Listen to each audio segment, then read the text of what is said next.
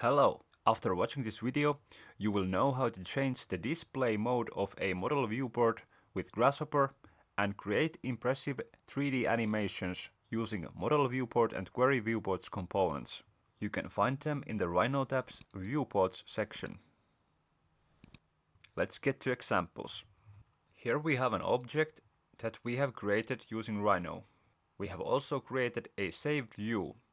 We have covered creating named views in a previous video, so if you are interested in that subject, you can go watch that video after this one.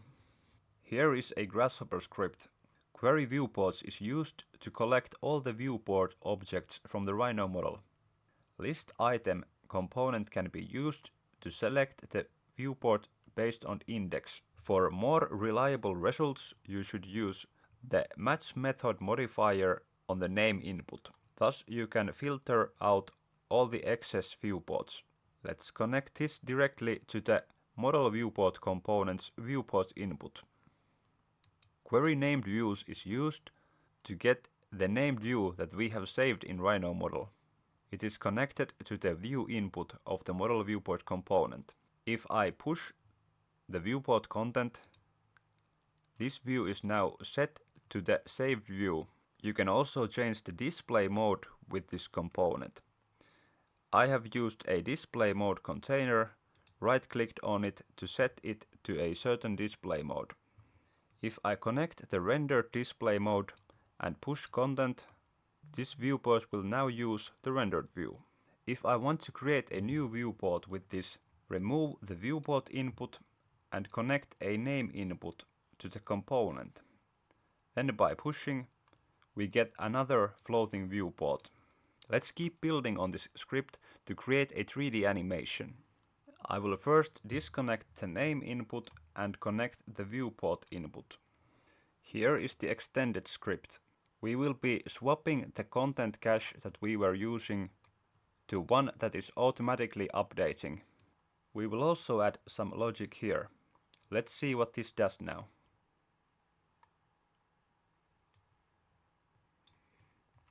In our Rhino model, we have created a circle.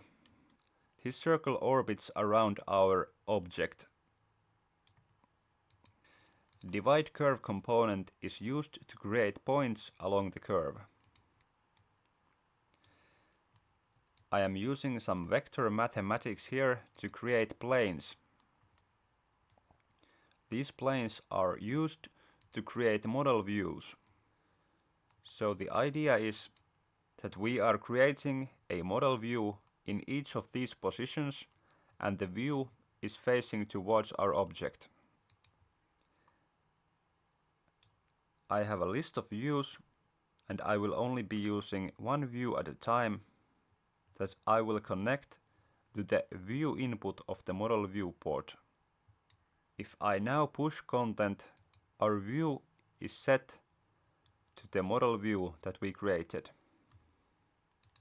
If I connect the viewport output to the continuously updating content cache, I can now use this slider to automatically select the view position.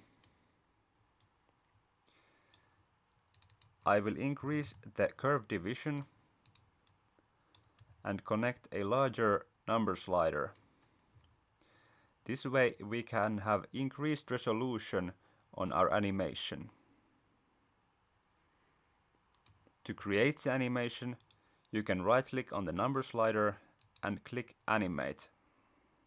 If I use Repeat Data components to weave in a list of 100 shaded and rendered display modes and connect this list item component to the same number slider that I use to list the view, I can animate a flashy animation where the display mode is changed between every frame.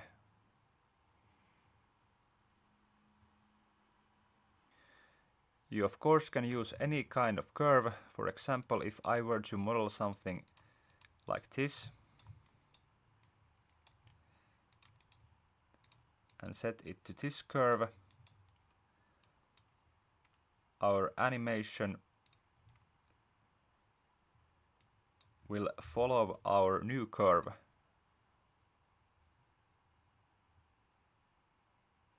I will connect the viewport to the content cache again and change the render display mode